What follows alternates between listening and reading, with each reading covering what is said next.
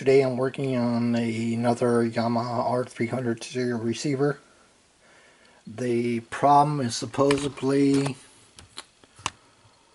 no output when you try to feed in a signal to the left phono channel. That is, when you hook up a record player, there's nothing coming out, supposedly.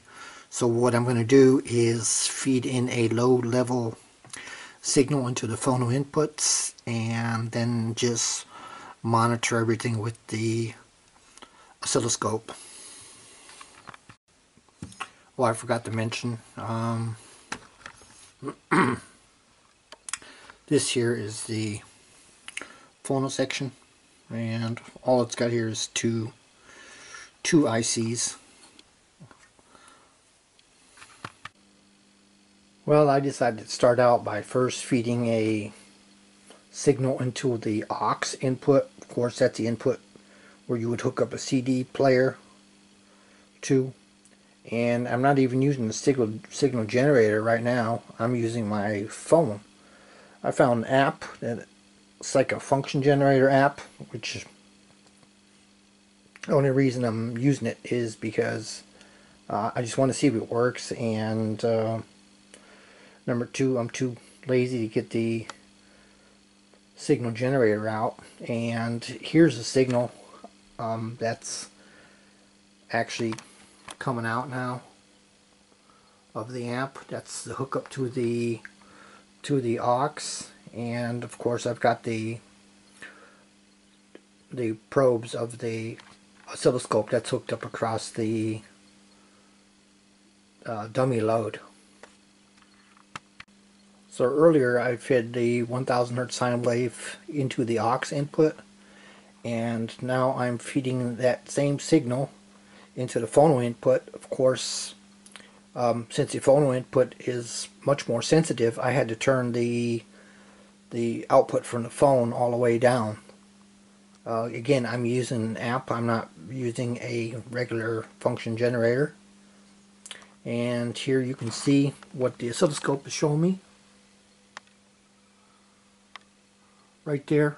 And the initial diagnosis again was there was no output from the left channel if you hooked up a record player into the phono input. Now I'm going to let it run like this for a while, but I don't think I'm actually going to have any kind of a problem. I think maybe the person that had this unit before me, when they hooked up their turntable, maybe there was a problem with the wiring or something like that.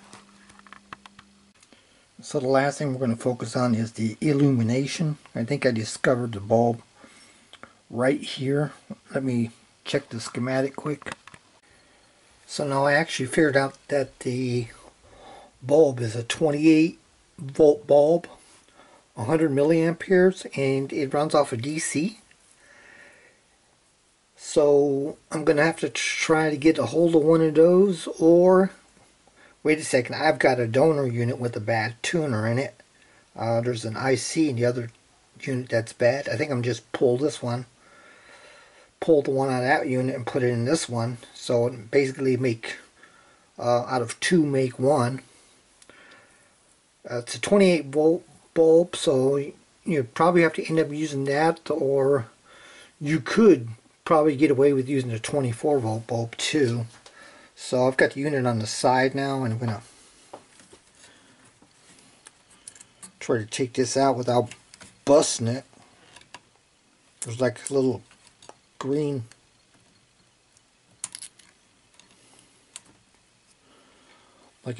cover here. You don't want to bust that.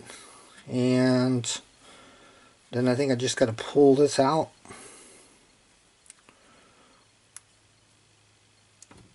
Okay.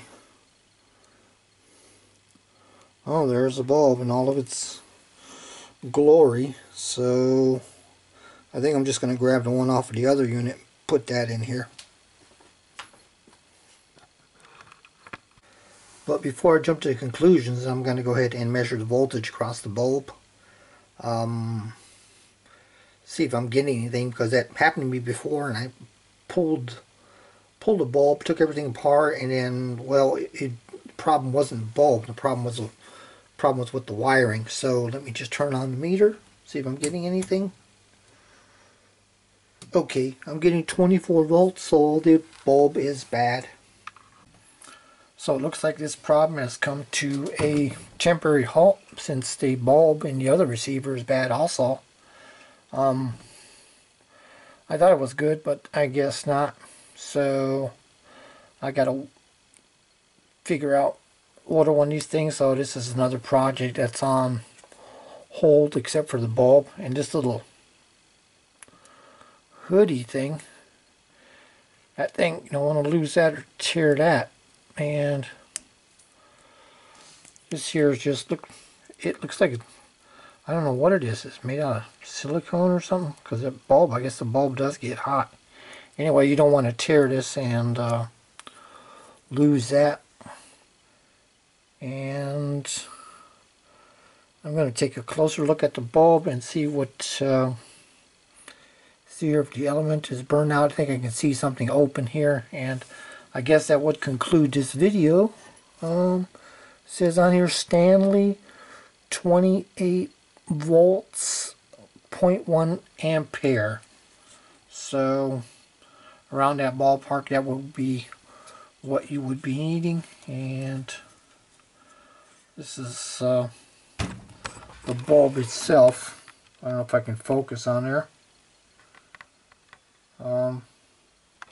That's how it looks. So this video is concluded for now. I don't think it's worth me showing it, putting a new bulb in.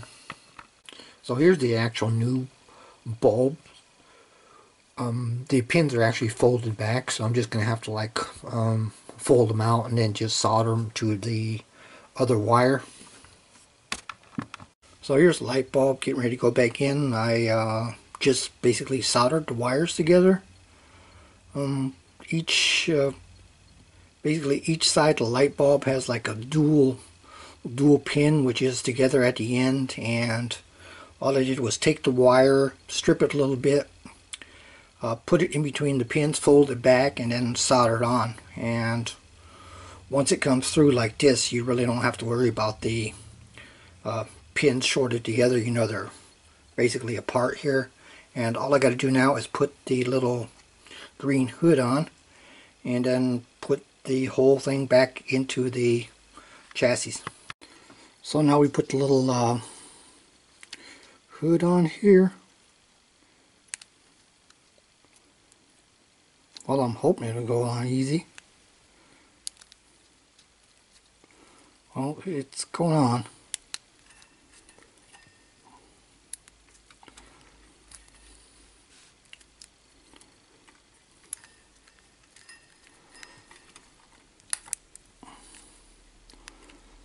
Okay, I'd say that's about